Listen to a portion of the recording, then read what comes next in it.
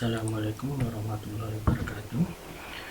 Oke, hari ini kita akan belajar mengenai apa itu internet. Sekedar sebagai pendahuluan, apa itu internet? Menurut Utomo, jaringan internet merupakan singkatan dari International Network yang bisa didefinisikan sebagai sebuah jaringan komputer yang sangat besar dan terdiri dari jaringan-jaringan yang lebih kecil. Untuk lebih jelasnya, kita bisa melihat bagan berikut ini, di mana di sini kita bisa melihat ada beberapa jaringan-jaringan kecil yang tergabung pada jaringan yang lebih besar. Jaringan kecil ini bisa saja sebuah Facebook atau sebuah TikTok atau sebuah Gmail dan penyedia layanan internet lainnya. Kita bisa melihat sejarah internet dari bagan berikut ini. Internet ditemukan sekitar tahun 1958, lalu berkembang dengan cepat, dan 1971 ditemukan pertama kalinya email.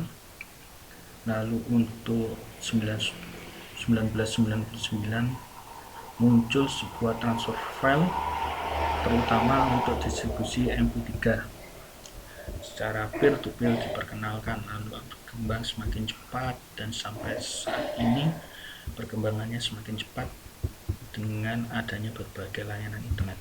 Manfaat internet secara garis besar adalah yang pertama untuk sarana konektivitas dan komunikasi, sumber beragam wawasan ilmu dan pengetahuan, mempermudah proses pelaksanaan sistem akademik, menghemat biaya dan waktu, mensukseskan bisnis atau usaha, media hiburan semua kalangan.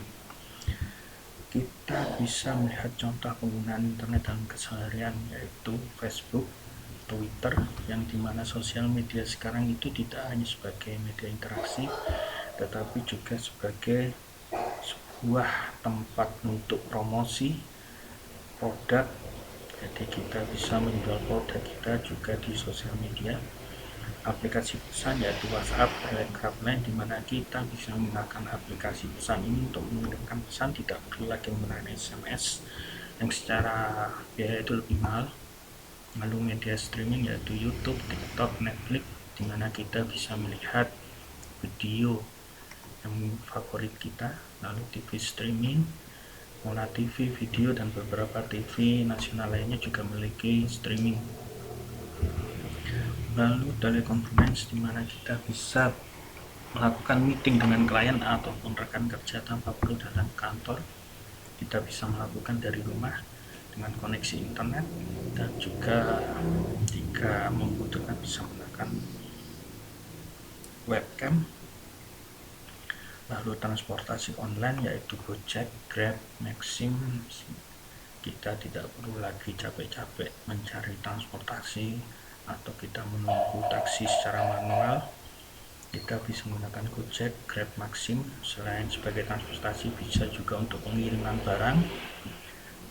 Lalu kita juga bisa memesan makanan melalui transportasi online. Lalu ada e-ticketing, Traveloka tiket, dimana dulunya kita harus ke loket untuk membeli tiket, sekarang tidak perlu, cukup dari HP ataupun komputer.